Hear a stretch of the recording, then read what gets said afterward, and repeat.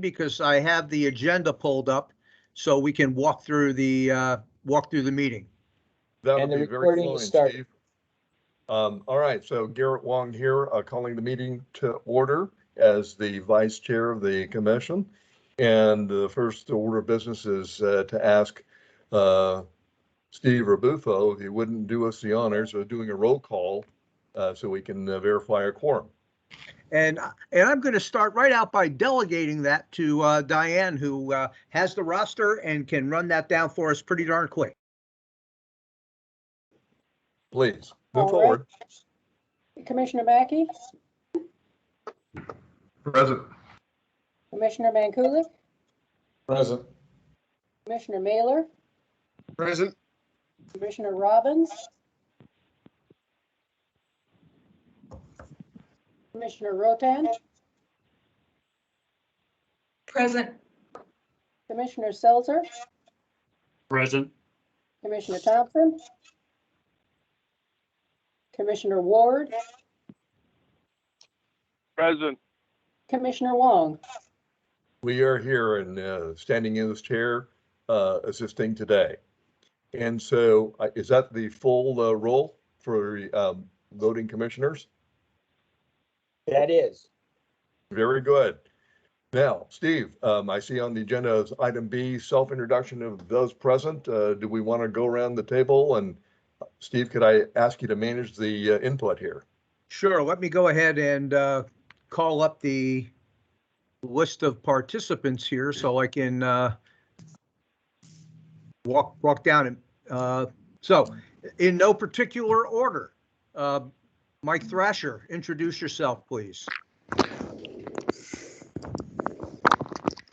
Mike Thrasher, Tote Maritime.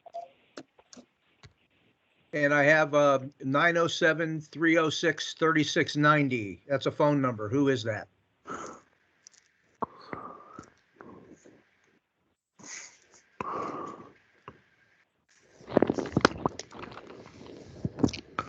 Okay, moving on. Alex Hofling. Alex Hope Tote. David Ames. David Ames from the Port Modernization Program. Cheryl, introduce yourself, please. Cheryl Beckham, Port Finance. Mr. Mattingly. Bert Mattingly, Menzies Aviation. Craig Valdez, or Valdez, how do you say it? Valdez is good. Staff to Senator Holland, down here in Juneau. Welcome. Donna West. Donna West with the Corps of Engineers. Mr. Duffy. Duffy, Petrostar. And I have a Jay Wynn.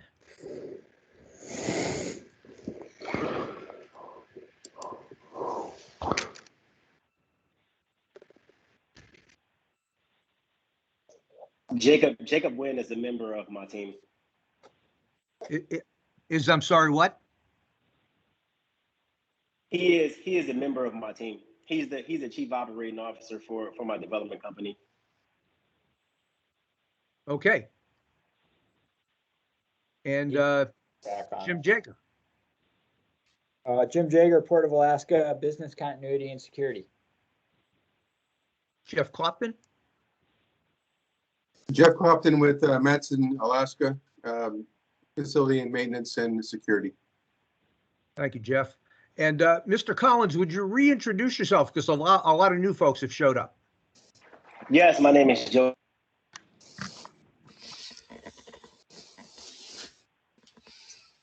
I'm also an owner of a global development company. And what my company does is we look for projects to connect investors with who have a vested interest in infrastructure throughout the United States. And the Alaskan ports, as well as a few mariculture projects, was in our peripheral. And so we contacted the state government, and now here we are trying to see where we can fit in. Okay, once again, all the way from California. Very nice to have you. Thank you, Joe. Who is Mike R? Is that you, Mike Robbins? And you're muted. I can see your mouth moving, but you're muted. Yeah, it's how my wife likes my mouth to be moved but be muted. So, Yeah, Mike Robbins, Anchorage Community Development Authority. yeah, thank you. Hans Rodvik.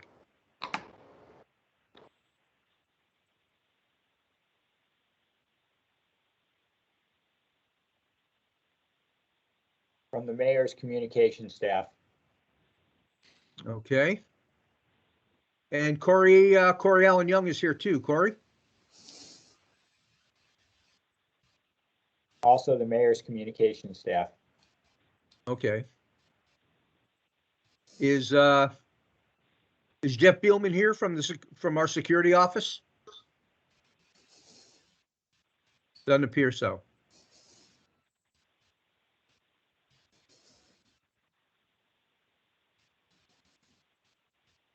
Is Mr. Larry Baker here?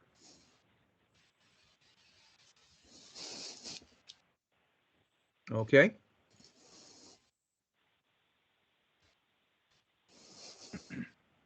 Travis, are you on?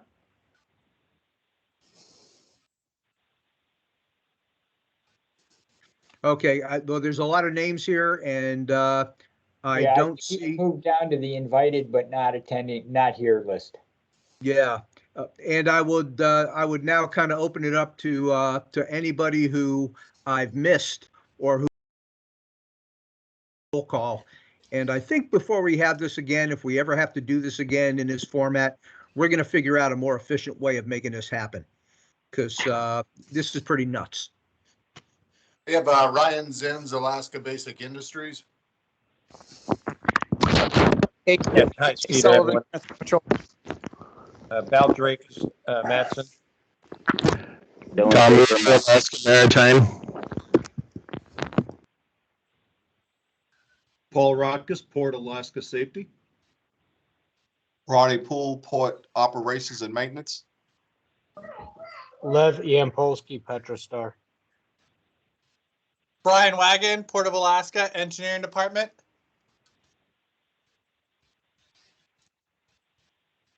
Tony Davenport, Matson.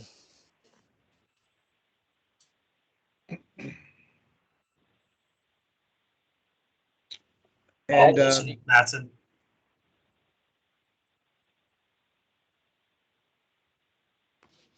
okay, I've counted to 5, and I haven't heard any new names. So, Mr. Chair, I think we're good to go to move on. Steve, thank you, and welcome everybody to today's Port Commission meeting. We're rolling to item number 2 on our agenda, which would be our Port Safety Minute. So if I could defer over to Paul to share his idea for today. Sure. Good afternoon, everyone. Paul Rodkus, Port of Alaska Safety. One thing for the Safety Minute that a lot of people forget to do in our own personal vehicles, from driver to driver, readjust the headrest. You know, your spouse may be shorter than you, and he or she may be operating that vehicle with it operating at the wrong height. And having that headrest at the right height is paramount if you get struck from behind by another vehicle. So, and I don't want to tell you how to adjust it right in your owner's manual, but think of that occasionally, you know, day to day if you switch vehicles and you only have one vehicle. Just 3 points that Steve wanted me to bring up to you folks. The first one, we had an OSHA visit from a complaint back in August that people weren't wearing PFDs out on the walkway between the Tide Shack and between POL 1 and POL 2. They came down here and they didn't find any hazard, so to speak. And then they ventured on to, they wanted to go into the construction site for the PCT, And I'm not sure if they went there, but then they went over to the cranes and they didn't find any issues there. Well, fast forward from August to last month, where I got a call from Fed OSHA, spoke with the compliance officer, and we both agreed there was no hazard. So therefore, and there was no PFD required when you're walking on that walkway because it's guarded with a guardrail. And so I was up forth with them, and we fully cooperated, and he asked to see a bunch of our programs, and I gladly gave them. So we're not going to end up with a fine. There was one finding that the guardrail on the west side was about 2 inches low. It was installed in 1965, and they didn't measure it appropriately back in that time right there. So we're in the process of raising it up to the current standard, which is 42 inches high, plus or minus 2 inches.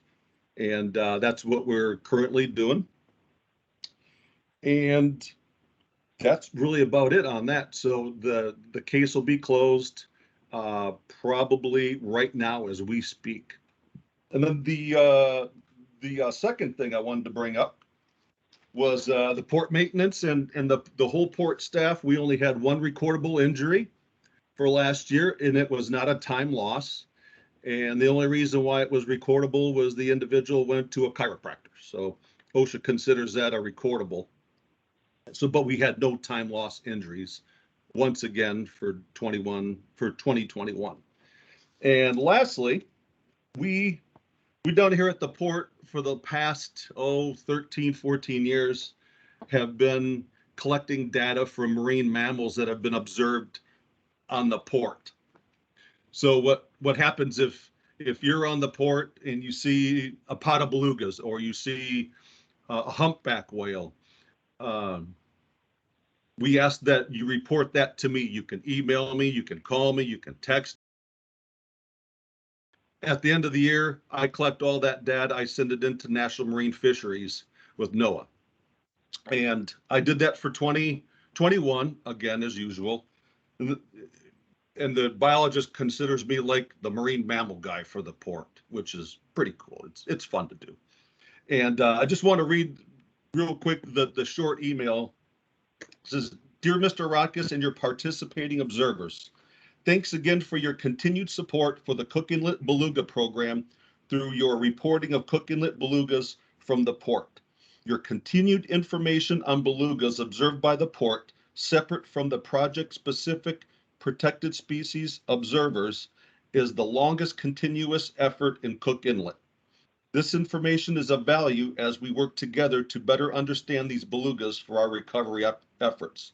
Cheers to you and your team. Happy 2022, Barbara Mahoney, biologist." So I just wanted to pass that on. It's good. We've been, it's nice to know that we've been having an impact, on the marine mammals in Cook Inlet, and it's kind of nice to get the actual recognition.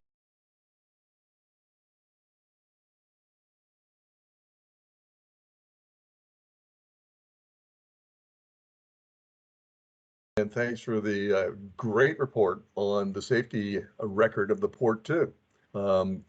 That being said, let's move on to item number 3 on the agenda, which is approving today's agenda.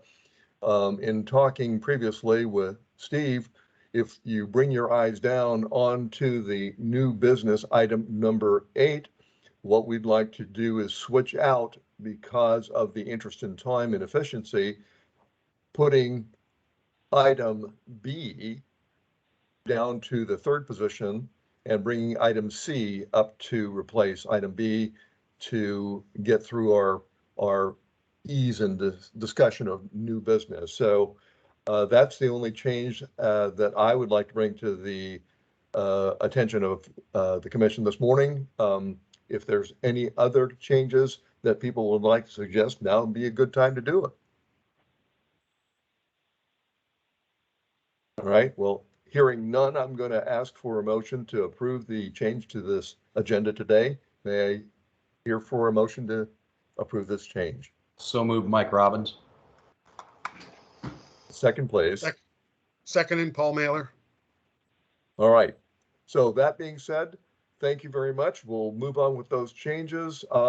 First item, next is item number 4. We want to approve the minutes of our December 15th meeting. So I presume all parties have had a chance to review those. Are there any changes or discussion to be had? Or is there a movement ready to be had that we want to just move forward and approve the minutes as they are? Garrett, this is Paul. And on page 2, section 6, subpart C under port modernization, the third sentence down there, there are pieces, parts. I think they mean there are, I just need, that probably wasn't meant to be written that way. And through the chair to Commissioner Mailer, that's a phrase that I use all the time, Paul. I say pieces, parts. So I did that on purpose. Okay.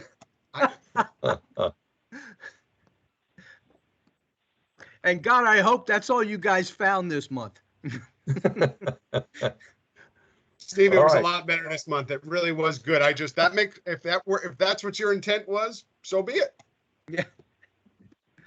Well, with that, hearing no other comments to amend, might I entertain a motion to approve the minutes of the December 15th, 2021 meeting?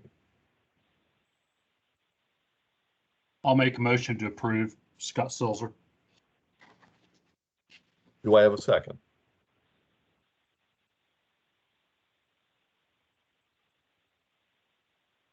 Second, Mike Robbins. This is Paul. Oh, yep, okay. All right, we have a motion to approve and a second. Let's do it this way so we don't create a lot of verbal confusion. If there are any objections to approving, let's hear it now. Otherwise, we'll move forward with an approval.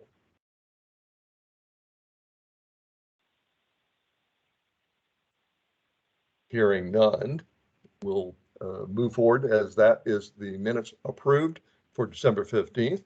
And I'd like to get to item number 5 on our agenda today, which is our port director's comments. So Steve, I'm going to bounce it over to you and let you offer your sharing today.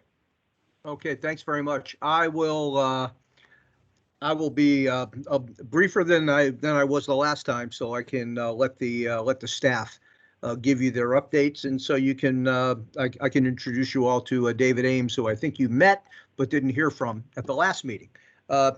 2 items. First, I just want to do a follow-up on Paul's comment about the reportable safety incidents with respect to the municipality's risk management rules down here.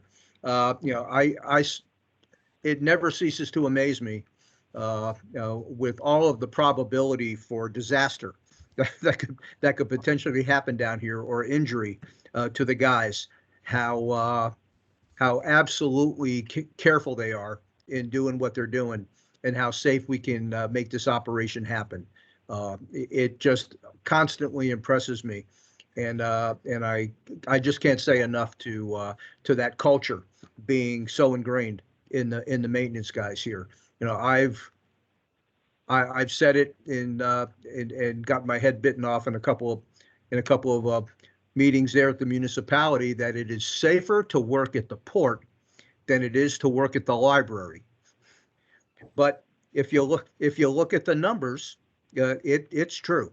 So hats off to the maintenance guys for all they do to get the job done, and to get the job done as safely as they can.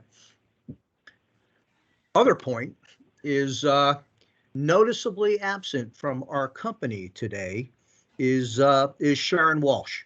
And for those of you who we somehow managed to keep out of the loop of current events and what's going on down here at the port, Sharon's last day with us was Monday. She gave me her notice a couple of weeks ago, intention to retire, and did just that. After being down here at the port for almost 7 years, and being with the municipality for just over 15. And after 43 years in the engineering world, working for a wide variety of companies all over town, to include her dad's at some point in her past. And we're gonna miss her. It leaves a huge hole. When we had her little send off on Monday, those of you that were able to make it, thank you very much for coming. But but I had to make the point that a lot of us strive in what it is we do, particularly if you're working for the government, is to leave a place you've been looking a little better or in a little bit better shape than the way you found it when you got here. And if there's ever a person who you can say accomplished that in the short time she was here, it's Sharon Walsh. And we're going to miss her. We're going to miss her expertise.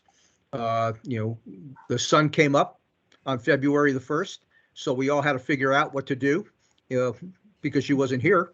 And we will carry on as best we can. But those are going to be big shoes to fill. And we're working with the Muni to figure out what the best way forward to fill that is, because it's an appointed position. So I'm sure the mayor is going to have a little bit of say into how we replace her in her role as the modernization program manager for the port. So I didn't want to let time pass without acknowledging that. And I'm going to end my comments there, Mr. Chair, and we can pass it on to the staff.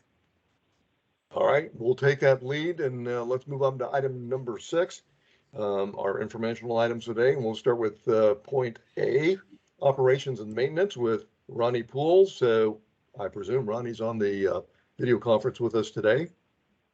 Thank you, sir. I'm here.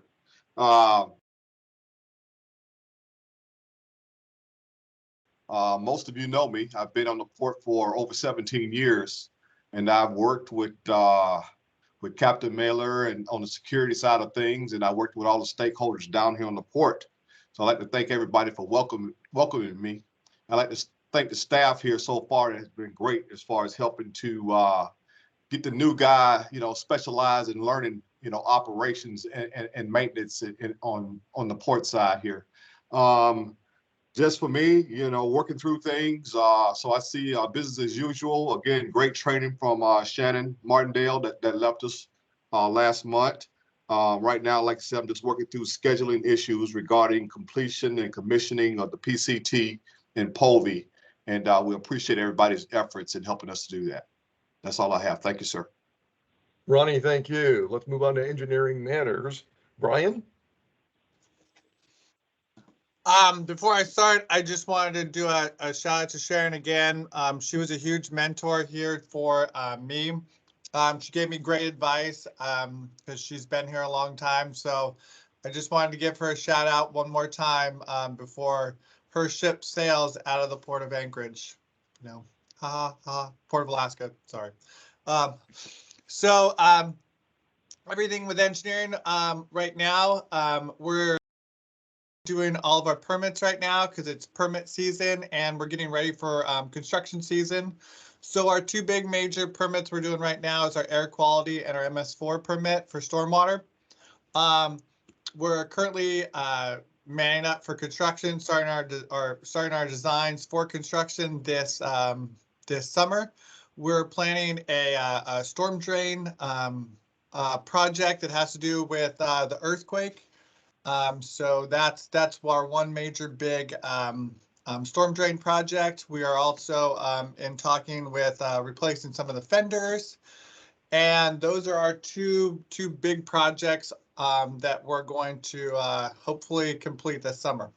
Thank you. Good report, Brian. Port modernization, bullet number 3. Steve, are you back on replacing Sharon's report here, or are we going to invite David Ames, or what's your thought? I have elected to phone a friend, and David Ames is it. So David, if will bring us up to speed on the modernization program. That's one of his 2 speaking parts today. All right. Well, David, you're on. Okay, thank you all. It's good to be here, and I'll be I guess a regular participant in future meetings. So as I guess I can echo everybody else in saying that Sharon is a big loss for the program. Or her retirement is a big loss for the program, but she has set us up to succeed well. She's got the modernization program management contract set up for the next 3 years. She's got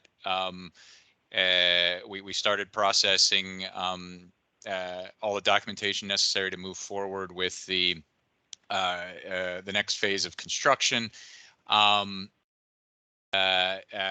she will be sorely missed, she definitely did set us up to succeed. In terms of ongoing work, well, obviously finishing the PCT is critical to us right now. We are working on a schedule with the contractor PPM to get it open for tankers in early summer. We are also working on an accelerated schedule to get it open for barges by mid-March. I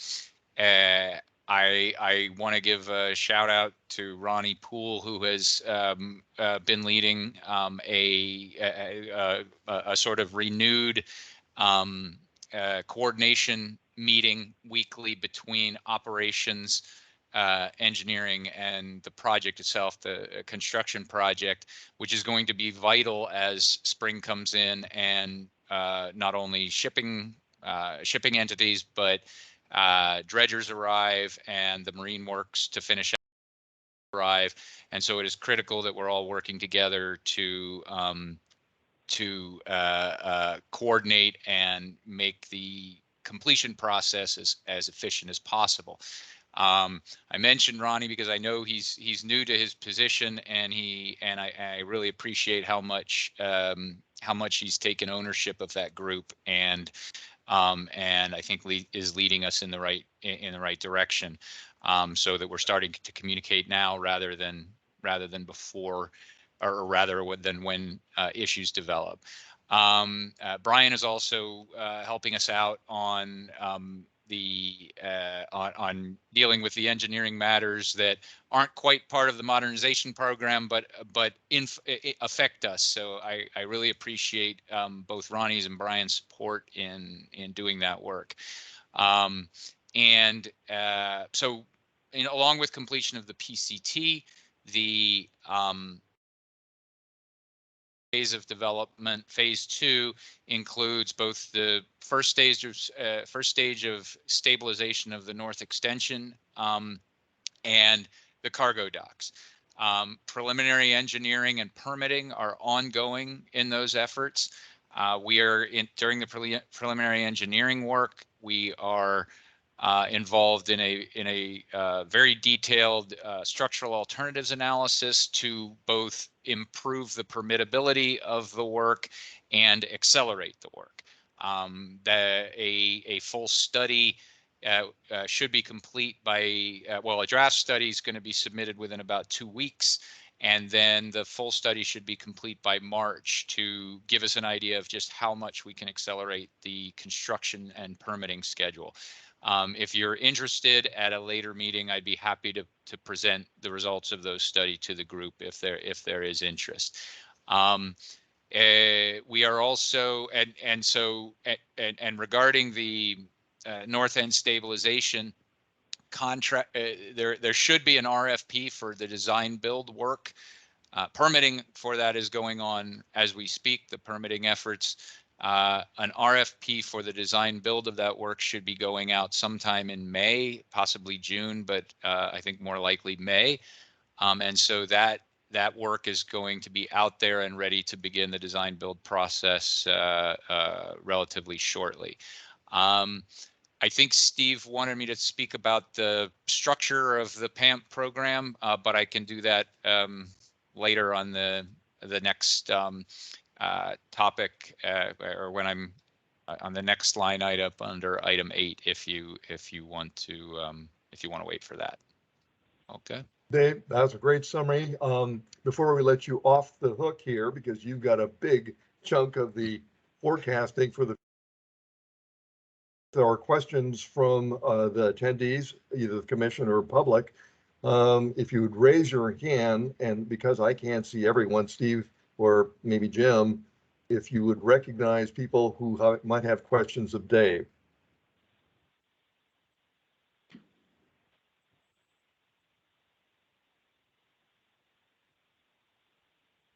And I don't see any hands raised. I don't either. All right, very good then. Dave, thank you. Great report. Moving on. I'm going to call on Cheryl to help us walk through the financials. And maybe, Steve, you could advance our sharing of the presentation to the financial statement. And Cheryl, I'm going to turn the floor over to you. Okay, all right. Well, I was has that up in the financial packet. So we'll just walk through. This is the year-end financial recap that we have. It's unaudited at this point, so we are still working on some of the final numbers. But you know, the most of the numbers that you see here on the upper part of the revenue recap will not change because those revenues have all been billed, and it's a pretty nice year-end summary. So what changes is going to be the cash and the investments, while the municipal accountants at City Hall count all of the investment money. So we may see a little bit more. Right now we see they projected it at close to 200,000 and we're at 57. So, you know, so that they usually are fairly good at estimating that. So I would expect that to come fairly close in our final budget. But you'll see everything looks pretty great as far as the 2021 year. We had a lot of great performance on our bulk liquid wharfage and some of the things that, you know, held up on the revenue streams to compensate for some of the loss in the lower ancillary services due to the cruise ship season loss. So you know, if there's any questions about this, we can, and Commissioner Mailer, I would assume that you saw your little box at the bottom of the report just for miscellaneous revenue. So we can. So I appreciate it. Thank you. Yeah. That's great. Yeah, Steve, can you jump down through there? We'll just talk about that. If you have any questions on that, it's actually an easy exercise. I don't mind, you know, including that because you'll see it's fairly straightforward, the miscellaneous costs. And, you know, if you have any questions on those, it's easy to make that happen every month if that's what you would like. Okay. Thanks, Cheryl. That's very helpful. Yep. Yep, sure thing. I'll continue to do it, Paul, and then, you know, we'll just have it on there so it's a recap and matches up with our miscellaneous line right here. So any questions on revenue at all before we move on to the expenses? Yes, I have one question. This is Joe Collins. Now I'm not sure if this question would apply to phase 2 of the port, I guess, like rebuilding the infrastructure, the financials. But since we're talking about investments, when you talk about investments, is the municipality or the state offering bonds for investments, or is this just like the municipality putting investments into the port, or for us want to invest in the port? How does that? Sure. So this line item on our financial report is a representation of port cash that's part of the municipal cash pool. So this isn't any kind of, this is just basically our cash every day in the bank, and then the public treasury invests that money. So this is the investments off of actual cash that we receive for services that we bill. Okay, all right, perfect, thank you. Yep, sure thing. Hey, And I see Star. Yeah, so I noticed that the revenue 21 for the petroleum was significantly higher than anticipated. So Yep. Are we tracking that separately because of that classic user pay model? And with all the discussion about the next phases of the port construction, how are we, I guess, keeping that separate and trying to protect that additional revenue that the port picked up last year? So it's still in the port fund, Lev. There's no special tracking in a different fund. What we're always able to do, though, because of the structure of the rates, is we know specifically what rates were charged for the debt service. So we're always able to go back, apply those rates to the volume, and know what portion of that revenue was attributable to the debt service rates. So to answer your question, no, it's not tracked in a separate fund at this time. And yes, we are able to go back and determine what those rates were, what we earned off of those rates, separate from the baseline cargo, right? Remember when we talked about and the commission approved the tariff, there was a baseline rate for other users, and then there was the rate for petroleum and cement. So we're always able to go back and just track through with the tonnage and the barrels and know what we earned on those rates.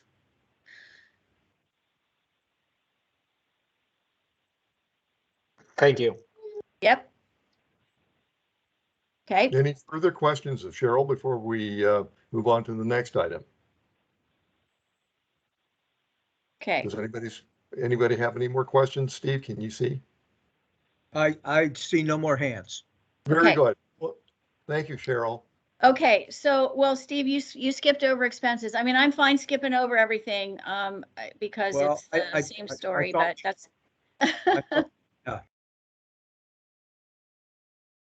that's. Whatever you guys want to do. There's Well, nothing to Cheryl- hide, not ashamed. That wasn't the plan.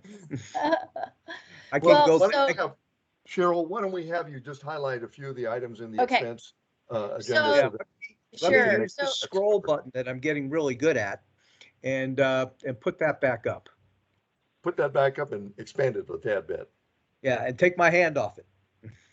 Okay, so everyone can read with their own points of interest where we're at for labor and non-labor. You know, the most interesting thing was the legal services bills are in for the year. So you'll see that we only spent 87% of what we budgeted, which is due in part to the litigation status. And I'm sure Steve can provide an update to where we're at on that. If necessary, the debt service is, everything is pretty straightforward. And so the one thing that I wanted to point out is, if Steve, you can scroll up, the tonnage is about 200,000 tons more in 2021 than it was in the last 4 years. So, and it's actually one of the highest years in the last 10 years. So, you know, great performance. Thanks a lot. Pretty much where we ended up. Well, it's an excellent report. Thank you, Cheryl. Sure thing. And if All anyone right. has any follow-on questions, you just shoot me an email. Okay. Moving on, Mr. Jim, Security and Business Development, you're on with your report. Okay, well, I'll keep this short.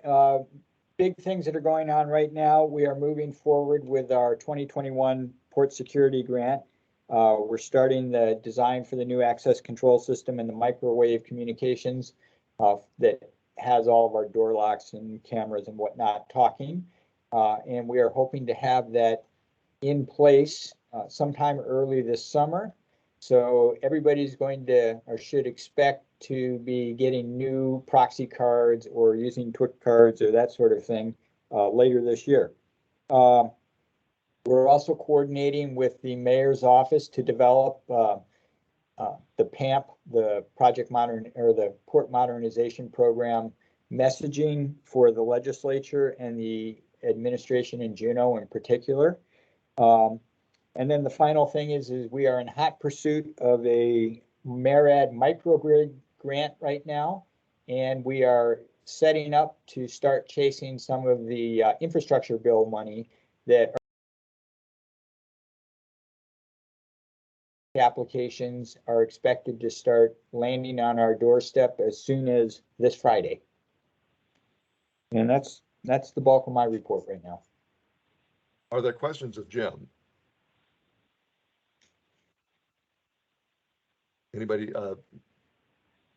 Steve, do you see any questions or hands raised?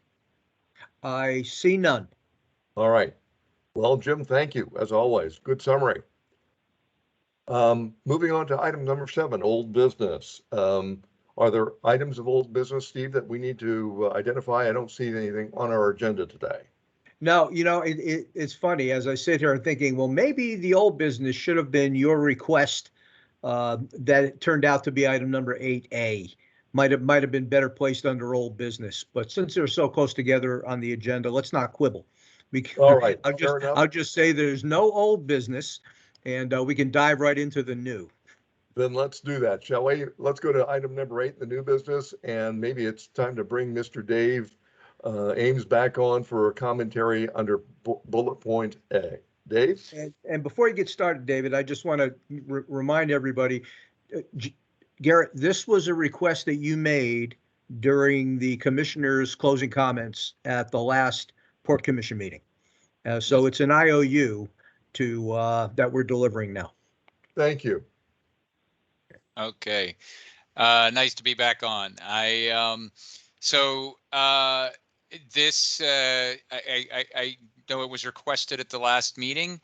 I honestly do wish I had more concrete information for you, but we are still trying to figure out the organizational structure ourselves at the moment, and I'll explain why. I mean, obviously you've heard of some internal changes. Sharon has retired, Jeff Boole has retired, and I am replacing him. And so he's transitioned his duties to me to run the program on behalf of Jacobs. But the mayor back in December has changed the reporting structure so that instead of reporting directly to Sharon at the port or a position at the port, we would be reporting directly to the mayor's office, specifically the Deputy Chief of Staff, Colby Hickel. Now, since that announcement back in December, there has been no formalization of that structure by the municipality. We have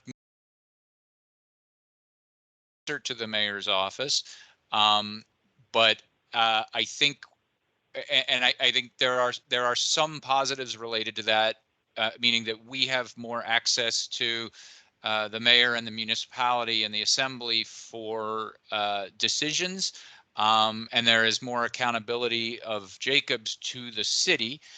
But I think in terms of the day-to-day operations, that's the part that we're trying to iron out with the mayor's office, and trying to get a formal structure in place. Thankfully, Jim, Cheryl, and Steve are, we're working as closely with them as we ever have. They're vital to the success of the program.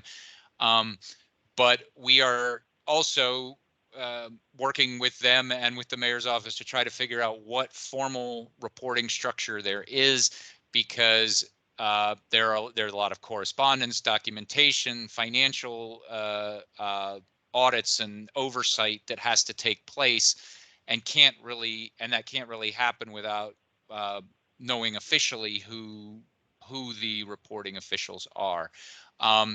Thankfully, with the professionalism of all the people that I just mentioned, we are able to keep making progress, and very good progress on the design and construction efforts. But the goal is, as the program gets bigger, because we will be taking on more construction and design efforts rather than fewer in the second phase. It's critical to everyone, and I think, Steve, you'd agree that this is it's critical to everyone that we get that structure formalized, so that there's no disruption to the program in the future. We are also trying to confirm changes to our scope, because I think there are a lot of cases where I think Jacobs is seen as the program as a whole and having more authority to advocate and make decisions for the program than we actually have under our contract. And so part of confirming that that scope and organization is to confirm, just what the municipality's responsibility is versus what Jacob's responsibility is. But again, having said all that, thanks to the professionalism of everybody that I've discussed here, we've been able to continue progress on the most important thing, which is the design and construction of the new program. So with that, I'll take questions if there are any.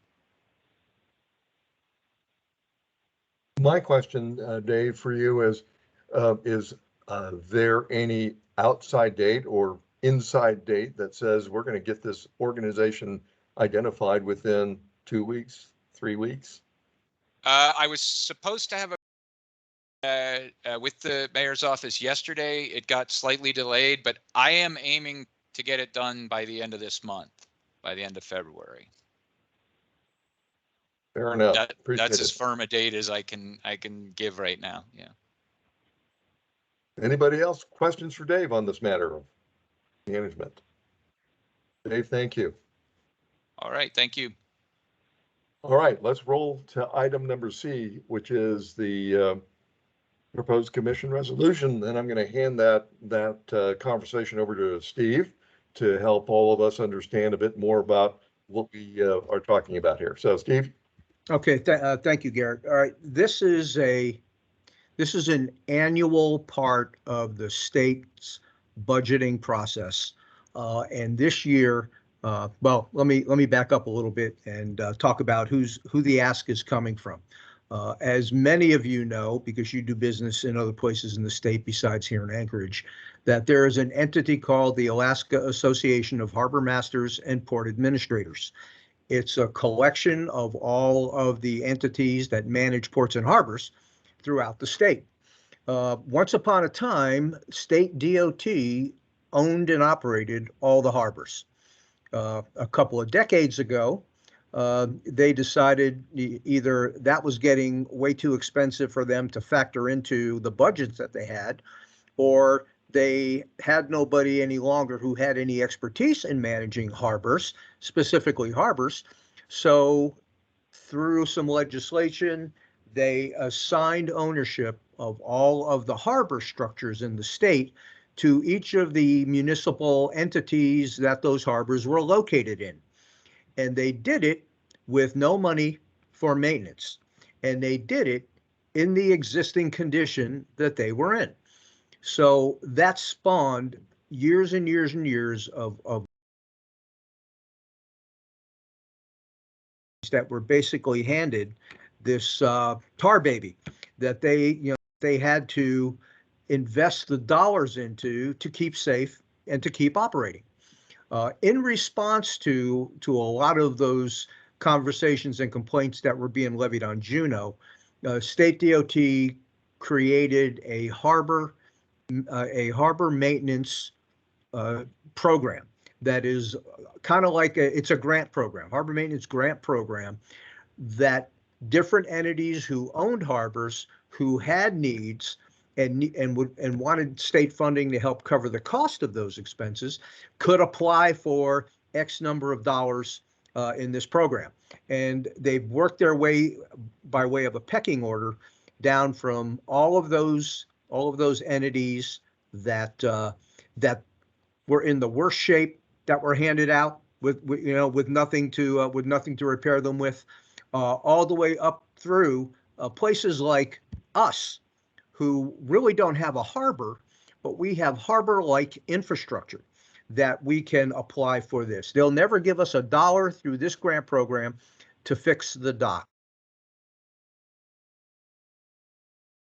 We're talking about one of the floating docks, because those are harbor-like infrastructure that we happen to have to maintain. Those kinds of pieces of our infrastructure would qualify to be funded through that program. And some of you that have been around a few years recall that we got a nice healthy chunk several years ago to do some significant repair on erosion damage that was happening at the small boat launch. And we have gone back again, unsuccessfully, unfortunately, to do the same thing to try and get some money out of this grant program to help fund the movement of the South Float to the other side of the PCT. That work that's coming up this summer. The reason for this, the reason for this resolution, and the request has gone out to all the municipalities and all the Port Commission-like entities in all the municipalities, to request that the state, when they fund this program, to fully fund it. Because as with every other grant program or any around the country, there's always more need than there is money in it. But they have been pretty sparse on what they've put into this program in the last few years, and it becomes one of those snowball things. If there's not enough there where more than one or two entities could benefit from it, then the need just grows and grows and grows and grows. We kind of see that train wreck coming, and the request has been to reach out to entities like yours to write at least a resolution of support that we can bring down to Juneau or send down to Juneau to impart on the legislatures to please, when it comes time to budget and you see the harbor maintenance grant program, put as much money into it as you possibly can, preferably fully funded. So you all got a copy in advance. I can read it to you, or you can, you can. I'll assume that you've read it, and if you agree, at least in the spirit of it, we can make this vote happen pretty fast. If you want to talk about it, if you have some questions, I'll do my best to answer it. I'm going down to Juneau next week with about a dozen other members of the Harbor Masters and Port Administrators Association to make the rounds as a group to advocate on behalf of this program as well. And I'm happy to carry this with me, as will all the other representatives that are going down there. This is this was a recommended example that I played with a little bit, but not a lot. But I offer it to you to decide whether you want to play with it a little bit more, and we can make some edits to it, or if it is sufficient to need as it's written, and you're happy to support it, and then we can get the chair to sign. And with that, Garrett, I'll turn it back over to you. Steve, thank you for your great executive summary.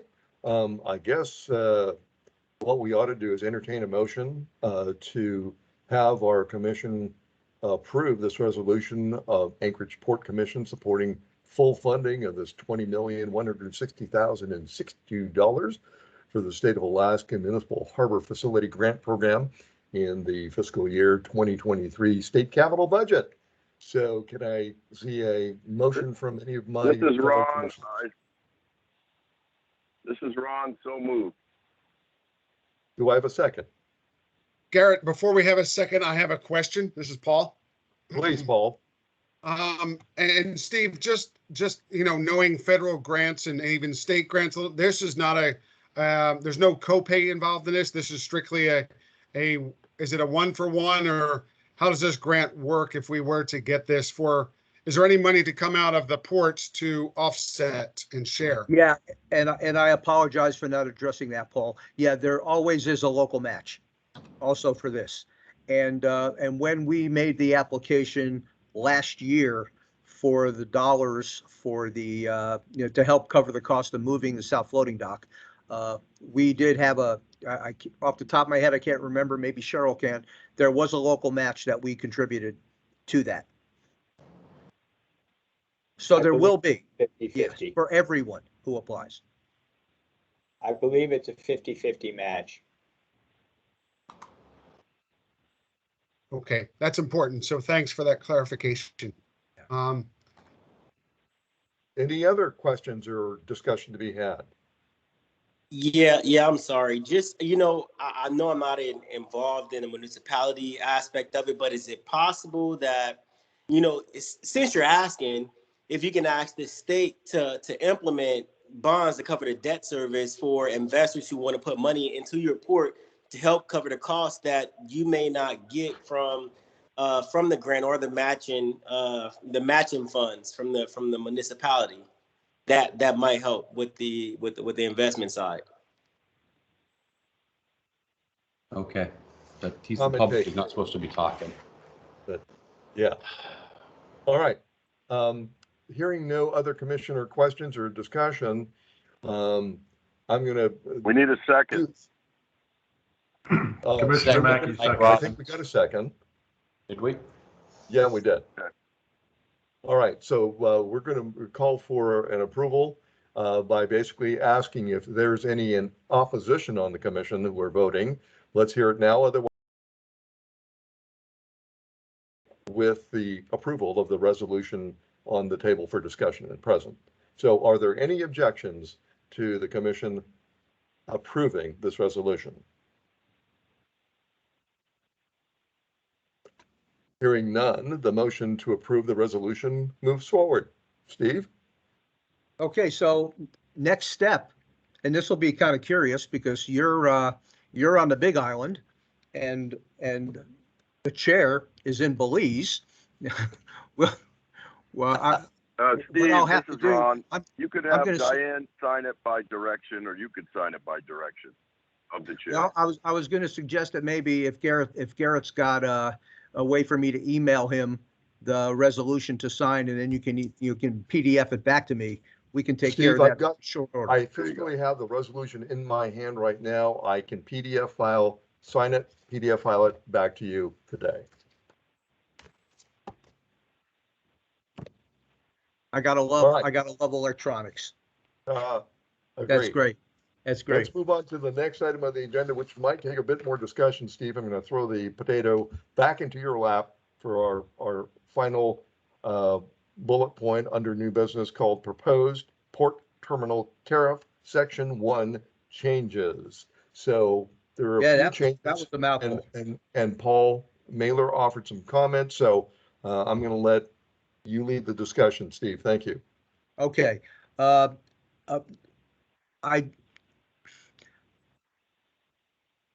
Not wanting to spend a whole lot of time explaining why it is we're doing this in the first place. So I will kind of paraphrase what I put in the email that I sent out to all the commissioners is we hear on the sense that we spend a lot of time when we talk about changes to the tariff focusing on Section 2, which is where all the rates are. But we don't spend enough time paying attention to what's going on in Section 1, which is all the rules and regulations. And sometimes if you let too much time pass, a lot of what you're talking about or saying in there has either been overcome by events, is no longer applicable because your business model's changed, and on and on and on. So we've kind of feel we found ourselves there on a few issues. One of the big ones was talking about dredging and where the responsibilities for the port staff end and begin with respect to management of dredging. And what do we do when we hit that time of year like now when there is no scheduled dredging and circumstances present themselves where there might be some challenges that we have to handle, and where are the lines drawn on all of that. So we proposed and sent out to all the commissioners, and those of you who are here visiting today had an opportunity to download some of this with the packet that was put out there for the meeting, proposing where we think in Section 1 of the tariff changes would be necessary in order to capture some of this new policy and procedure thought. And sent that out. I hope it was enough in advance to give you all a chance to read it. I've had conversations with several of the commissioners, which I hope clarified some of what might have been unclear to you to begin with. And here we are today. In the meantime, though, Paul Mailer and the Marathon folks took a little bit of a deeper dive than even we did, and sent us some proposals for potential changes to other sections, other parts of section 1 that we didn't see the need to change, but are more than welcome to talk about them and incorporate them if it's the will of the body to do that. And I took a look at them, and I see nothing there that is onerous or is going to change or complicate what the port staff would have to do. So so I think what I'll do, and Paul, if you're okay with this, is I'm gonna call up and show everybody the copy that you sent to me, because it's got all those little bubbles in it that that will highlight where those changes are. But it also includes all of those areas where the port staff had recommended changes. And I'll walk through and explain them. And then when I hit one of those little bubbles, I'll stop and hover on it, because I think all you got to do is hover on it, and the text comes up. And if you could, if it's not obvious what you're driving at, would you help? Absolutely. Okay. And let me go ahead and reshare my screen. So you're not looking at me, you're looking at it. I think this is it. I'll let you know in a second if I got the right one. Nope, wrong one. I'm gonna change this, because this is the one that if we're gonna make changes, I'm gonna make the changes on that version, because it's the Word document. And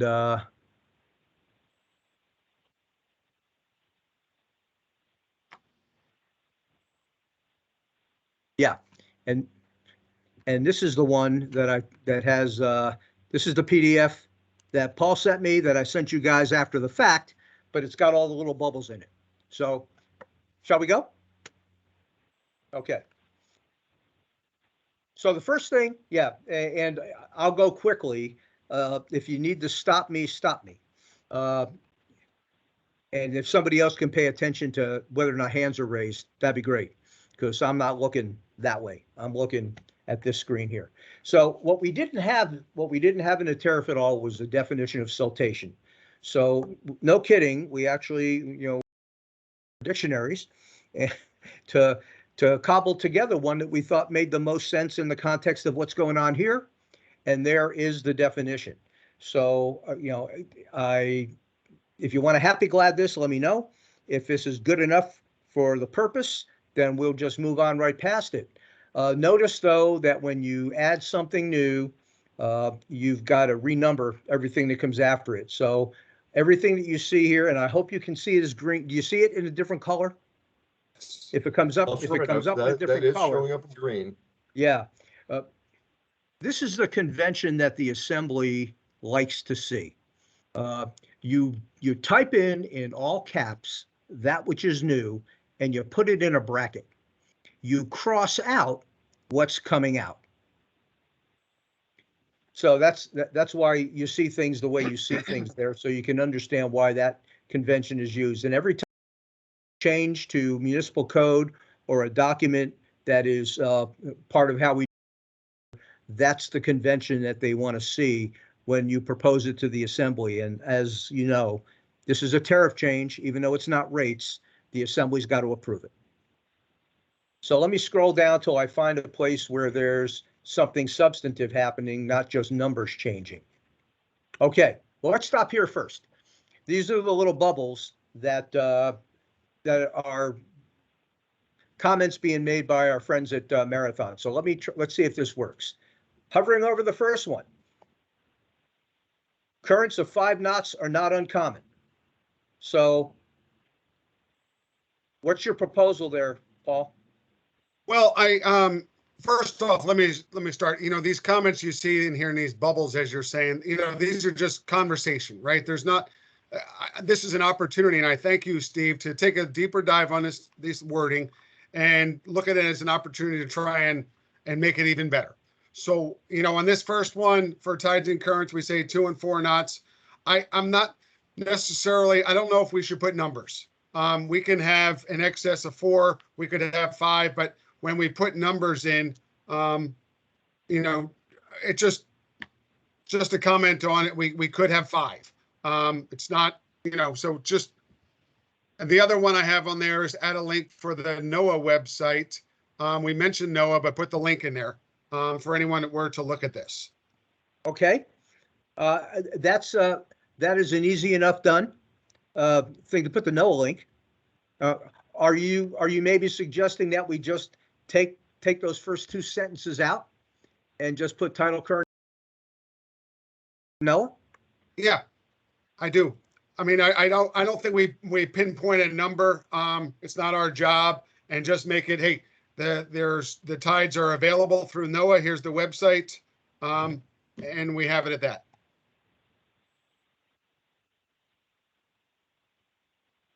Is there any objections from any of the commissioners on that?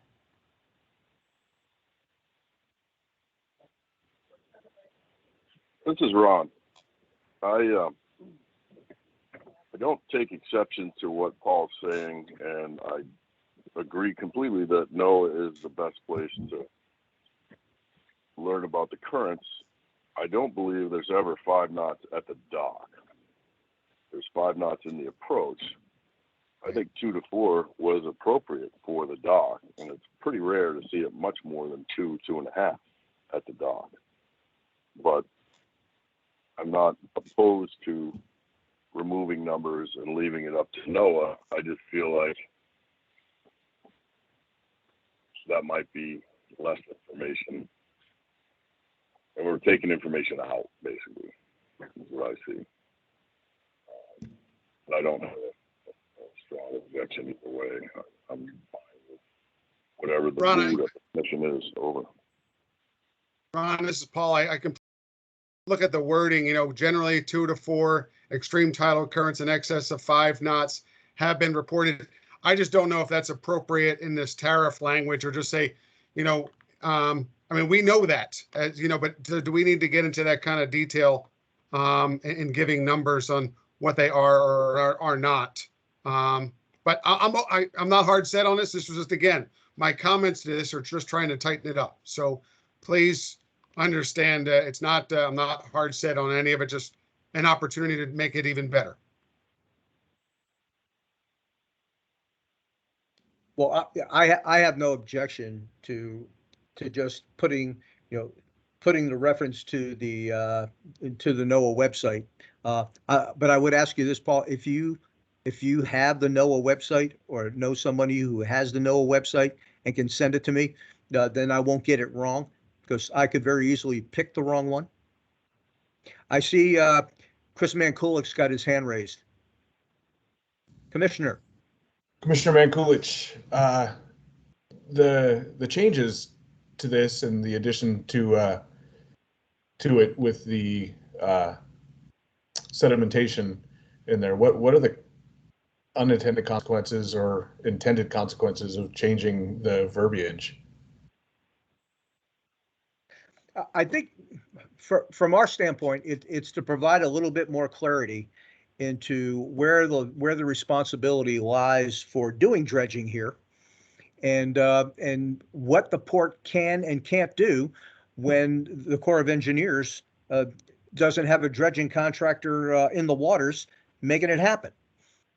I've been challenged. I talked several Great Lakes ports, and just out of curiosity to find if anybody contracts to have dredging done in the winter. And, the response back to me was, we don't dredge in the winter, and I can't even recommend anybody to you who dredges in the winter. And and that has kind of been, when the Corps, investigated this on our behalf several years ago, came up with kind of the same conclusion. And I don't know if Donna, I know you're there. Am I putting words in your mouth, or is that pretty accurate? Yeah, Steve, that's pretty accurate. I mean, mostly the winter because of the ice conditions here in Anchorage. So then, but what I'm sorry, go ahead, Chris. Yeah. So my question is then, are there customers at the dock that want additional dredging in the wintertime? Is that why we're adding the verbiage? Well, there always is. You know, the challenge is that if we have consistently warm winters, the amount of infill that happens in the wintertime is higher than what it would otherwise be if the winter stayed pretty darn cold. I mean, we're fortunate to have, you know, it kind of goes in cycles, and well, we have no control over nature. We have no control over the tides. We have no control over silt. But what's not clear is, you know, you can't expect the winter conditions to be just as friendly as the summer conditions. There's no way I could promise that. There's no way I could guarantee that. And that just has to be understood. And that's kind of the reason why we're doing this, is to, clarify where, where the responsibility has to begin and end, and what, be prepared to deal with the fact that if we say it's minus 35 mean low water is what we guarantee, what we have during the year, I can't promise you that in the wintertime, because winter is out of our control. And what winter does to us is out of our control. And I frankly think it's unfair to suggest otherwise. Right. And at this current dock. I'm not arguing with that fact, but, I'm guessing the application of it is we have ships that are in that when we have minus tides are worried about hitting the mud in the middle of winter.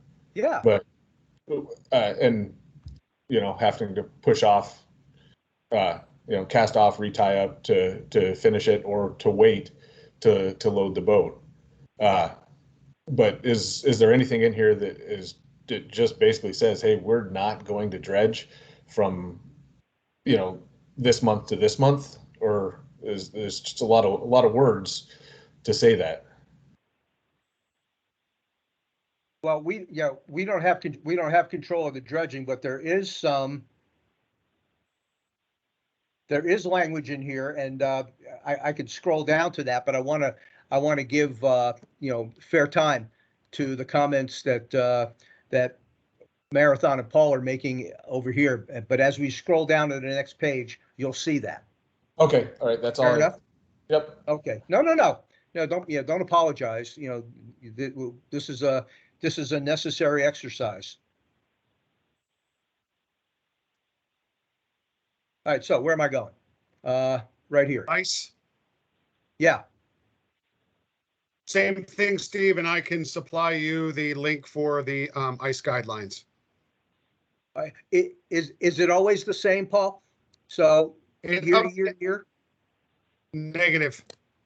Okay, so yeah, I know, right? Yeah. But the website should be similar, and the ability to go on and look at it shouldn't change. That's remained the same for the ICE guidelines, and so I could add a sentence. I can add a sentence that says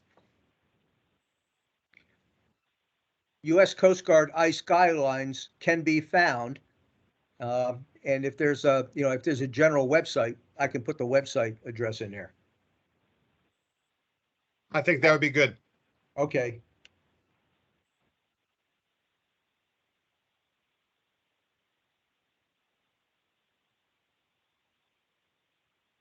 So I will, and I will do a fill in the blanks, the fill in the blank on that too. And if that's another website, you can, and I guess just as an aside, I think it's fair to say that we probably need the tariff, at least section 1, to catch up to the fact that websites exist. And you can find a lot of this information in its dynamic form by going to these websites, as opposed to hanging your hat on a number in a document. Exactly. And I think that's probably the theme behind just about everything you're suggesting, and that's fair, because we really don't have, I would venture to say, many, if any, already existing references to websites in this thing at all. So this is an opportunity to catch up on that part. This is Peggy Rotan. I have a question. Sure. So if we add these websites in there and the websites change at some point in the future, does this have to go back to the assembly to update those websites? Here's my answer to that. I guess and this will be the case for as long as I sit in this chair and breathe. I wouldn't waste their time on that. Now, some lawyer might pick a fight with me, but I would think, that is just a general evolution of things, and something within the administrators of the documents control and responsibility to change. As long as people trust that that's all we're changing, then that's easily done by those of us that watch this thing. Or we can just, I hate to say, leave it wrong until we get around to sending a whole list of pen and ink changes to the assembly. Or here's the real radical solution, because if you look at tariffs around the country, most of them are all about rates and not about this kind of stuff, is bifurcate Section 1 from Section 2, and the tariff only be the rates. And Section 1 is now totally the responsibility of the port to manage and maintain and to keep the accuracy of. And then you've taken the assembly's requirement to approval this kind of language and this kind of process out of the equation, and you've left it with the port to administer and enforce. Yeah, that's just my concern, is that if these things keep changing and then we're giving inaccurate information and we don't have the power to make a correction, that concerns me. Yeah, well, I don't know what you mean by the power to make the correction. I don't know what that means. I mean, By power, I mean we have to submit it to the assembly. Yeah. Steve, this is Cheryl, can I say Yeah, something? Cheryl, go ahead. I saw your hand. Yeah, so I think that's a great point that Peggy brought up, and I would say that we could easily address any kind of website updates when we send the request to approve to the assembly. We would just note that any websites that are listed in Section 1, we request the authority to just update that as it becomes available. And then during the time of the authority for Section 1, we have the ability to go in and just update that website. You're asking for a specific exception, specific privilege, to update that in order to keep the document current. And you would just write a little paragraph that says, hey, look, we're requesting these updates, and we want to also be able to, keep these websites updated in the duration of the document. Yeah, that would be an instruction that would go into the now therefore part Correct. of an assembly resolution. Yeah, if there's no objection to that, I think that's a great way to handle it. I like it. Thank you. Yep. Perfect. Okay. All right, so, and now I'm down here to wind. Wind, Steve, really same thing as ice and tides. It's just, and so we're putting very specific numbers. 29 knots is a very specific, and, I think it's best to, as I said, we have high winds can be expected at all times at the Port of Alaska. And, here's the site to go for historical data and forecast. But I don't know if it's appropriate for us to give numbers very specific in direction in this tariff. No, I got it. And if there's no objection, then I will do that here as well. I'll just delete everything that it says and take your verbiage in this little bubble that says high winds can be expected while at the Port of Alaska. And if there's, again, a website I should reference, then happy to do it.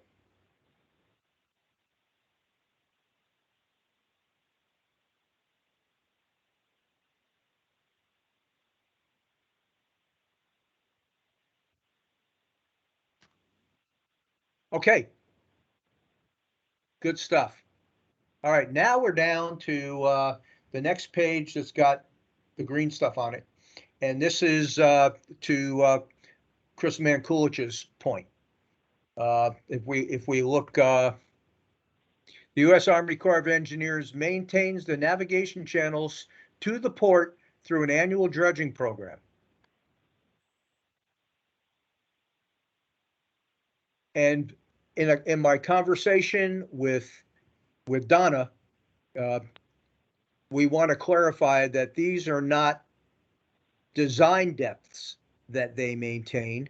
They maintain federally authorized depths and get more specific about where they are. So it's a federally authorized depth at the dock face of -35 mean low water, a federally authorized depth at the Knik Arm navigation channel, not the shoal. And Donna, you can back me up on this. The federally authorized depth for the shoal was never -43. It was -38, correct? That's correct. We currently have in our contract that we can go to a maximum pay depth of -43, but what triggers dredging action in the navigation channel is when there are depths that are above -38. So we don't guarantee the -43. We just can allow a little extra dredging if that's needed, or if the contractor needs to do it to get that -38 everywhere.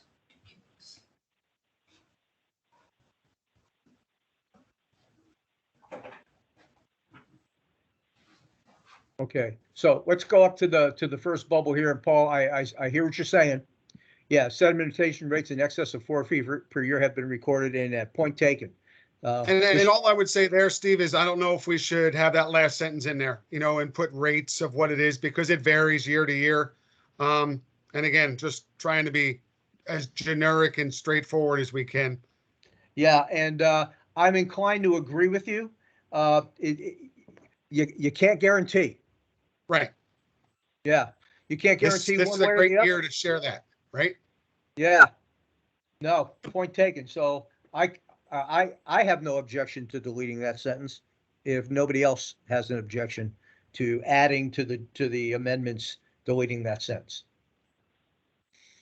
And that takes us down to okay, you've got a couple of bubbles here too. And those two, I'll make this easy. I'm going to withdraw those. I don't think it's really the appropriate place to tackle that. We'll just, if you could just remove those. Okay, yeah. Steve, I will just ignore them.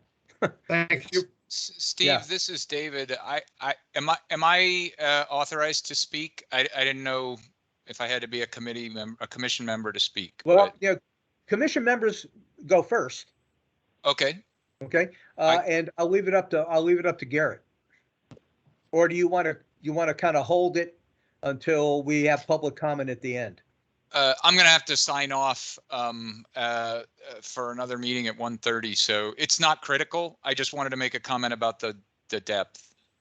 Dave, why don't you go ahead and make your comment right now in deference to your time sensitivity. Okay, I apologize, but the PCT, the new PCT will be, the berth depth there will be -38. So I don't know if you want to start, if you want to start considering the different types of docks in this document. Well, to avoid going back and modifying it again. So. Well, we will kind of start to do that anyhow. Okay. But if Donna has no objection, I can make an addendum to that first federally authorized depth statement and add the PCT. For the PCT, it'll be -38. I just want your acknowledgement that that's okay. So no, actually. So the area D that was accepted as part of the new federally authorized dredge limits, we incorporated that into the dredge limits for the port, is still -35. There was no separate authorization for the depth at the PCT. So like the other areas of the port, we'll have a maximum pay depth that will go to -38 or -39, which will allow the dredgers to go that deep. but the required and federally authorized depth remains minus 35. Okay, I apologize for causing any confusion. Thank you for allowing me to speak. Sorry. No, and as long as Don, as long as I got you on the hook here, that's not to say that after the completion of all of the dock construction, which is going to be a facility designed to go deeper than minus 35, that we can't formally make that request to start that process. Is that correct? That'll be an extension of the study that's going on right now. I believe that's being looked at about going to minus 45, and you're probably more familiar with the status of that than I am. But again, that has to be authorized by Congress, and then the funds appropriated to dredge deeper. So it's the twofold, two prongs of the fork of first, authorizing the depth and then funding us to actually dredge to that depth. Yeah. And for everybody listening in who's got a dog in that fight, which is probably 99% of you, know that is on our list of things to do when we hit that point in time where it makes the most sense to do it. Okay, and Donna, I'll call you offline because I want to clarify what this means for actually the closeout of the 408 permit on the PCT. Okay.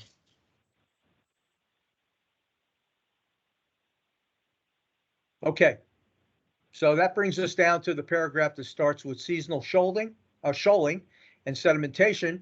I think I have I'm going to get a hand raised probably from Commissioner Rotan. Or am I? Yes, I am. Yeah.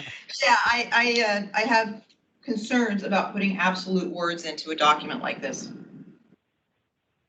And go ahead and put that into context that more than just you and me understand. Okay. The word only here about the port-free months, or the ice-free months only, and word concerns me. It limits our options. And I hate to see mandatory or mandated limitations.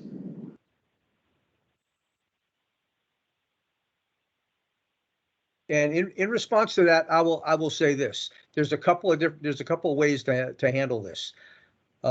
Because we referenced earlier that dredging is the responsibility of the U.S. Army Corps of Engineers, we can modify the sentence to say U.S. Army Corps of Engineer dredging operations are conducted in the ice-free months only, which is true. And depth information is regularly updated, which is also true. And there's no scenario, emergency or otherwise, where you would think that they might make an exception to that? I will ask Donna to answer that. Well, I can never say never, but I think it's highly unlikely. I don't foresee any situation where we'd be able to come and dredge, like this time of year. I guess the qualification is that when we do arrive in early April, late March, early April, there is still some ice in the port on at some of those times. So maybe the only is not appropriate. That's my concern. And I have no objection to taking, to just taking out what would have been an insertion, unless there's any other comments by any of the commissioners who insist that we leave it in.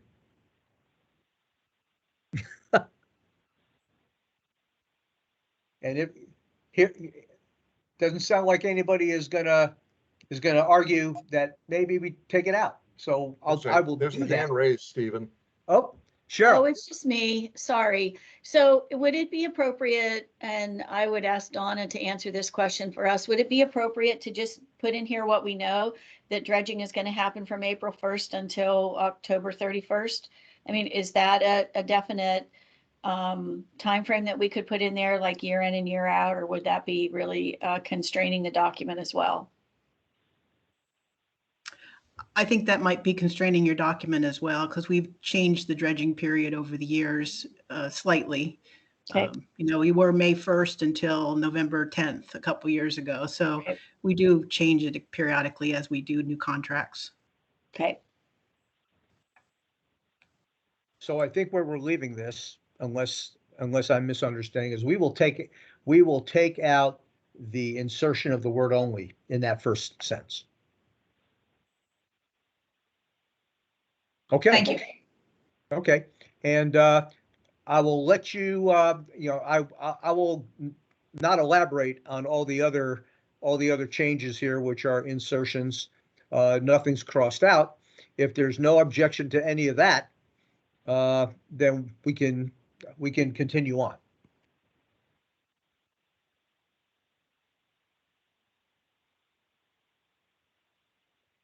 Okay, let me keep scrolling. I think it gets less exciting after this. All right, so here in part 5, in the in this section over here, we wanted to make sure that we added that definition of siltation, and this was to my point. We can control a lot of things here as the port staff, but nature and what nature does is not one of them. And we did not include in all of those things over which we have no control, the fact that, Mother Nature does what it does with siltation and erosion. We have no control over that, and wanted those added as well.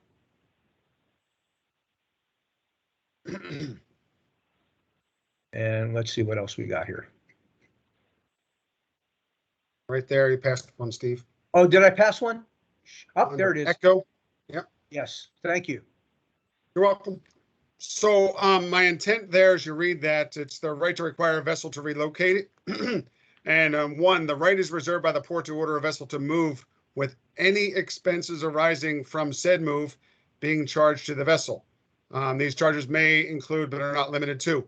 My comment there is that that's very, I personally think it needs to be softened a little bit.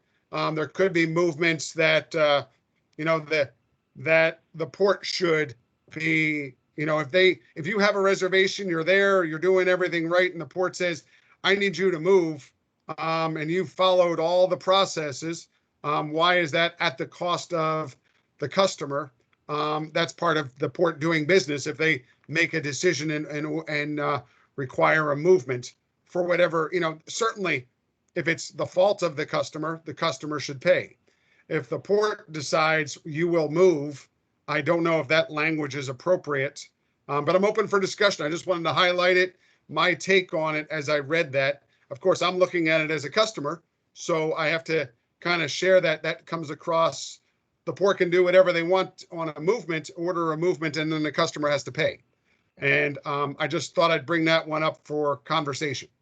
No, and that's fair enough. And of course, I'm a big fan of the port getting to do whatever the port wants to do, but I'm not going to get my way 99% of the time.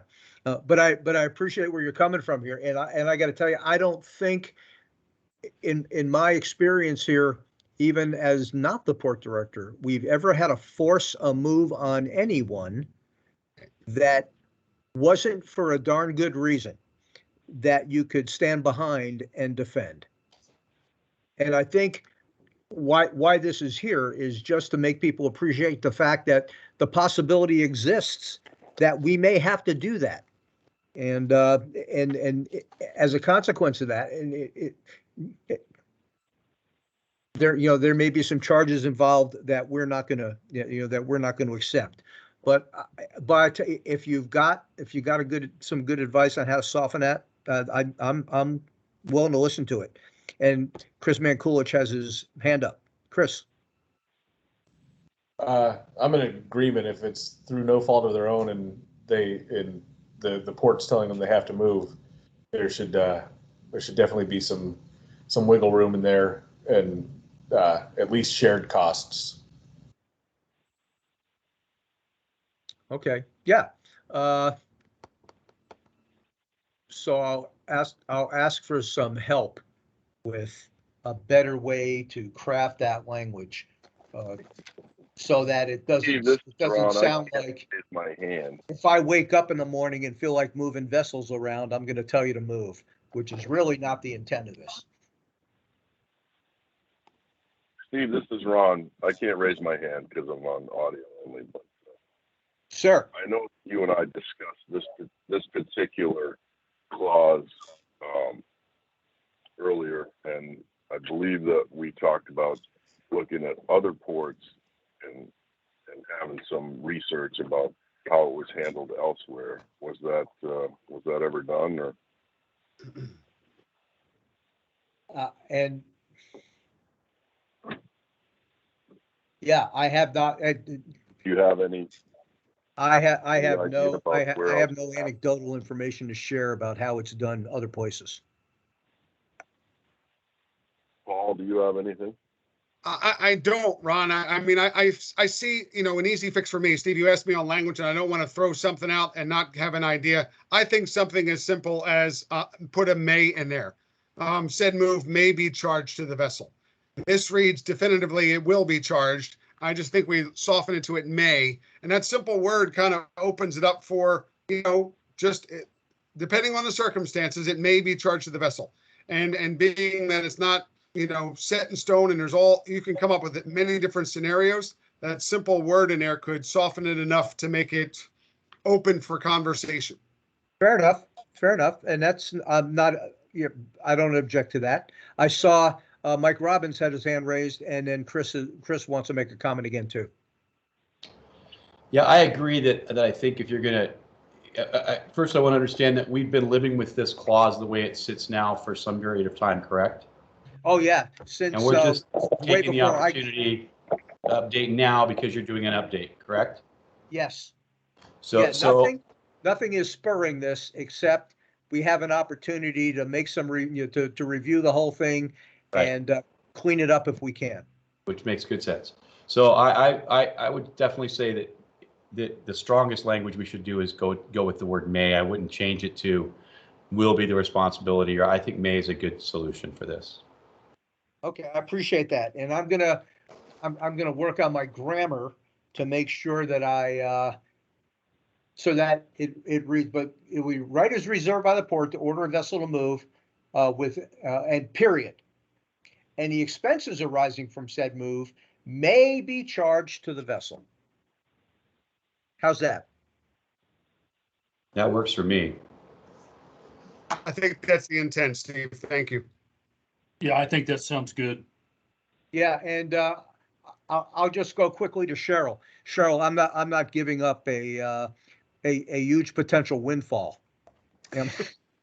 by doing that, am I? No, briefly. So I think how these things have been mitigated in the past is the language was always stronger in the tariff, and then the port director, by his power through the code, has the ability to, resolve and mitigate things even over and above what's listed in the rules of the tariff, right? So the port director has the ability to go in and say, I see this to be too onerous and we're going to do this, which is what's happened, I believe, down here in the past. I mean, so this basically, I think, telegraphs the users that might be what you're in for, this is what you're in for, and then people would come to Steve and, and then the reasonable conversations happen. So even if we leave it that way, I still don't think that that's, that's still what the code allows can happen. So that's just information. And I think that we would act that way, given the situation that was just described. If somebody came and it was our fault, I mean,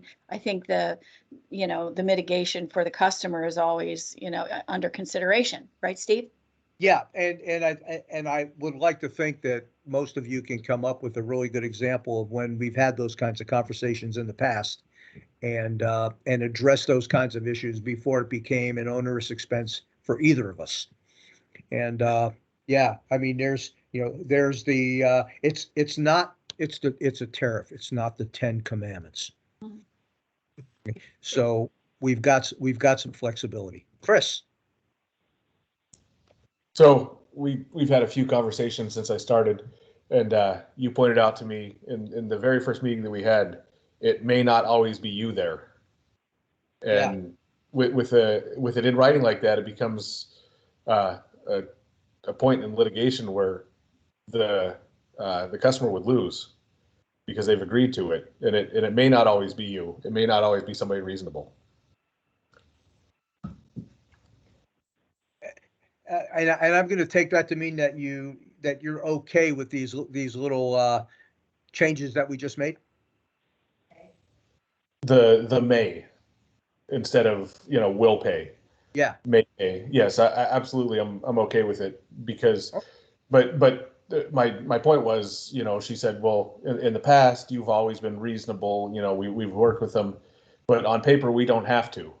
And it may not always be you, Steve, who's working with them and reasonable. So, and that's it. That's all I had. All right. Look, actually, kind of nice of you to say that. Thank you. We strive to be reasonable because you're not a one and done working with this port.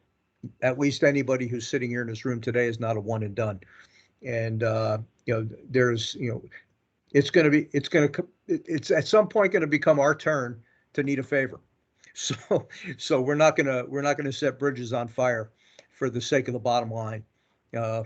I just can't see us doing business that way. Okay, so I've scrolled down now to what is page 22, part 6, and the rates. And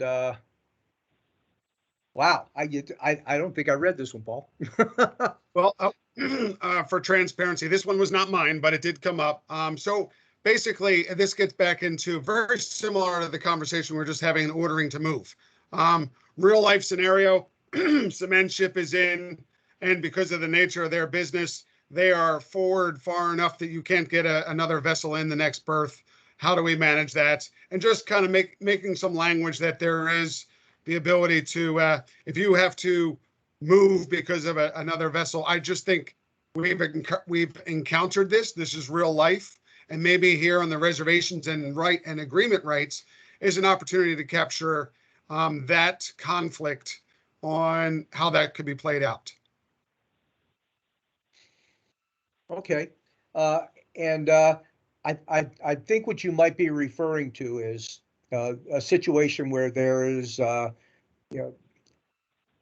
this, once we cut the ribbon on the PCT, this will never happen again. Right? I agree. Is when the cement ship is working, let's assume they're port side 2, so they're working the sternmost hold, which means the pointy end is about as far south as you can stand to want to have it, and you're trying to get a tanker in the POL2. Correct. That exactly that that kind scenario. of situation. Yeah. Right. That kind of situation. Yeah. And hence the language, it reads, a vessel's hull must not exceed past the reserve berth. Limited, the vessel's position does not allow the full coverage. So just if someone has to move in that scenario, when you have a reservation at a berth, and that's why that's example language is in there. And since it has happened, and here's an opportunity to go back and tighten this language, that was we submitted that as a possibility. And I can I would ask for the same latitude here to change will to may. Sure. In the last line. Yeah, absolutely.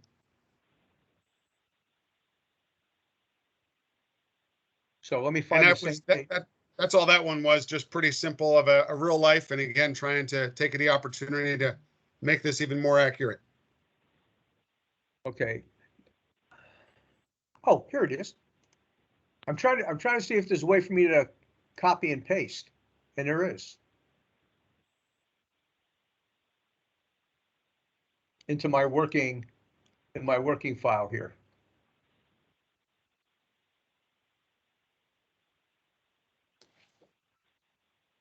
Bear with me.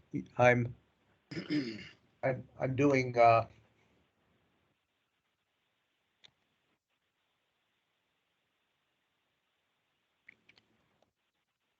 Hey, So- Steve, we are certainly running over time here and trying to be sensitive to our fellow commissioners' time frames. If somebody needs to exit due to that constraint, I guess we'll have to let you go. But this would be a time to do that. Just make sure you don't give a quorum away. Well, I'll try not to. Yeah. But we appreciate it if we can hang around for a few more minutes. I think we're almost there. Yeah. So what I've done is here's the suggested language, and I made a slight will to may change at the end here. And we can, you can discuss the merits of this or accept it. Where Paul suggests that we add a vessel's hull must not extend past their reserved berth limit if the vessel's position does not allow the full usage of the adjacent berth. If the vessel is required to shift into their assigned berth's limit, all costs may be the responsibility of the shifting vessel. So I actually understand what that means. Yeah, me too, Steve. Thank you. Does anyone object to that language being added as the last two sentences in this paragraph for reservations of agreement rights?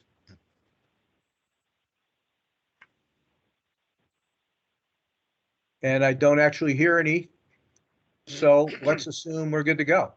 And that takes us to almost the end. And I'm on page 24, where we just wanted to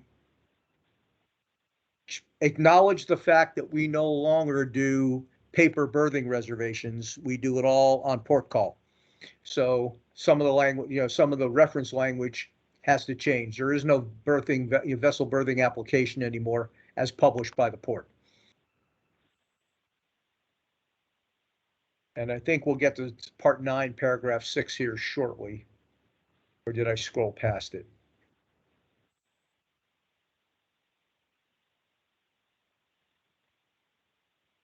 Okay. Would you mind, for the sake of keeping things in context, Paul, I'll come back to those two? Yes, sir. Okay. So let's go down to paragraph 6, which is which is referenced in that previous one. And here we are.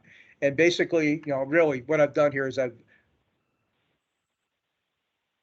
tried to make the direction match what it is we actually do, as opposed to leaving it the way it was when we did all this by paper.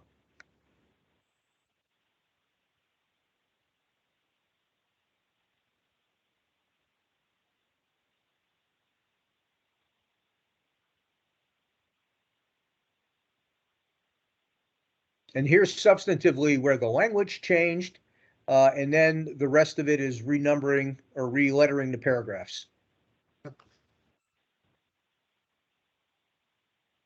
All the way down to what I think is going to be the end. Yep, I think that's the end. All right.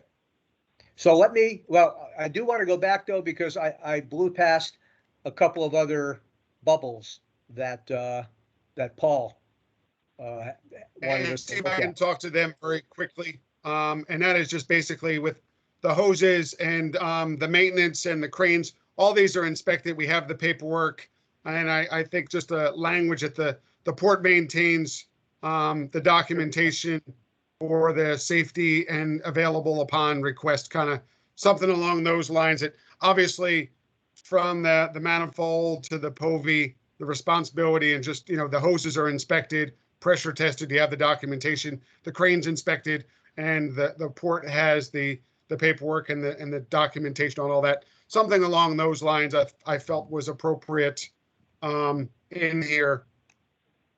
Okay, and as I read what you've got in both of those bubbles there, even as they're worded, I've got no objection to the way they've got those worded, and I can make those changes if that's okay with everybody, and we will find the appropriate place here, because this talks about POL crane usage after discharge loading operations. It almost sounds to me like it ought to be item G or something. it might need to be a whole new one all by itself, because this hose watch company thing is kind of like, leaking out there all by itself. Give this a paragraph number and add that language to it. Perfect. Thank you, sir. Okay. All right, and at that point, Garrett, we're at the end of this exercise.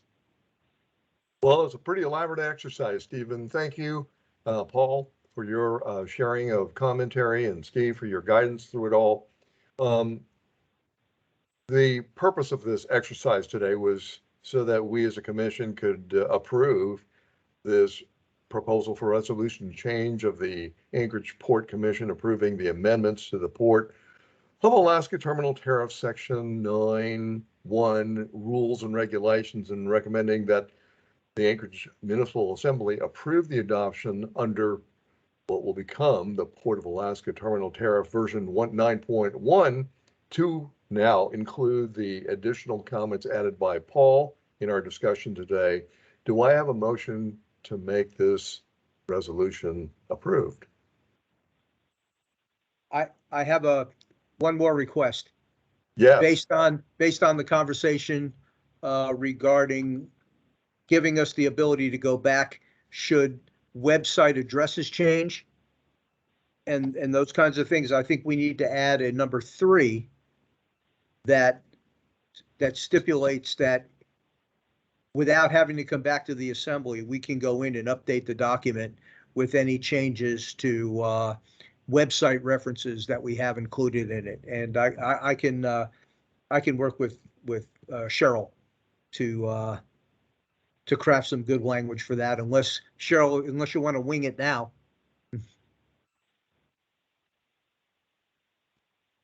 No, I don't want to wing it. Well, you want to Right, think about because we want to make sure we don't have to go back, right? So we want to make sure that we, I mean, we have to have language that says the most updated website available. And yeah, I could probably write it in 30 minutes or in 15 minutes, but I can't wing it.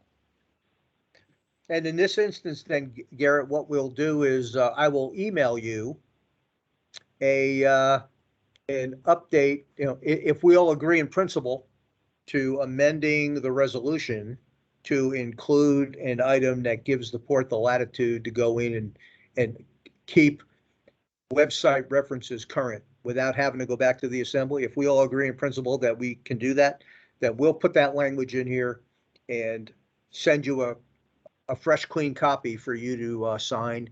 And that would work for me, assuming my fellow commissioners will go forward with a motion to approve this resolution, incorporating all our discussion today and including your final suggestion. Do I have a motion? This is Scott. I'll make a motion to approve. Do I have a second? It's Ron, I'll second it. All right. Again, if there are any objections, please so state. Otherwise, we will assume this. Commissioner Mankiewicz, motion to second. Okay.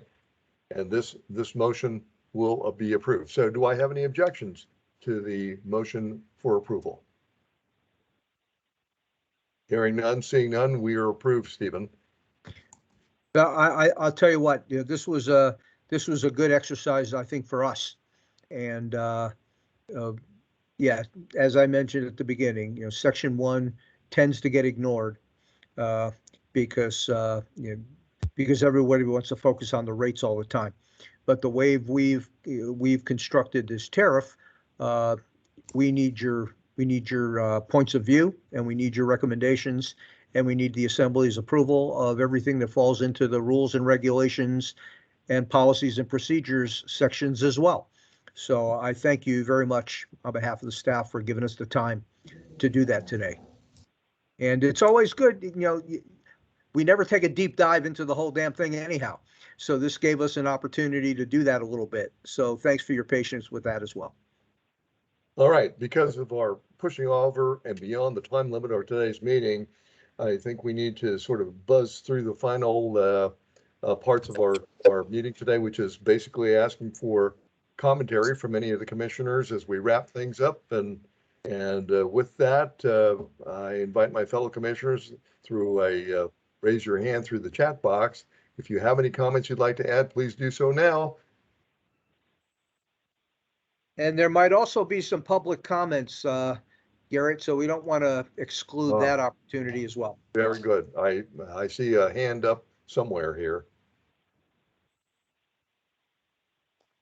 Steve, you want to recognize who that is? Yeah, it's one of our California guests, I believe. Yeah, do you guys hear me? Hello? Yes, we can hear you. Hello, can you guys hear me? Yes. Yes. Hey, how you doing? My name is Jacob Wynn. I'm the CEO of JT Acquisitions. I just wanted to piggyback on the question Joe asked earlier about the possibility of doing bonds for the port. Is there any way that we can possibly have a conversation after this meeting prior, like a week from now, and like really like flesh through that, those questions in that regard? And the second thing I wanted to ask was so sorry, just going a blank, but we can just talk about I'm just more or less curious. Can we set up a meeting and do the port conversation about possibly doing the bonding process? Well, let me go ahead and handle that, Garrett, if it's okay. Please, so why don't we have Okay, sure. address that separately. Yeah, to answer your question, there's absolutely nobody on this call that you can talk to that can have that conversation with you. Because we are a department of the municipality, all of those kinds of obligations and arrangements for bonding for anything that has to do with us or any other city department is managed by the city's chief financial officer. So if you're interested in participating in that, then I would recommend cut me, the middleman, out, and go directly to the city's chief financial officer, because they can they're managing those kinds of processes that involve raising money to do this modernization program. The plan of finance is theirs to manage and craft. So they're the ones you'll have to talk to. We're just going to get told what to do.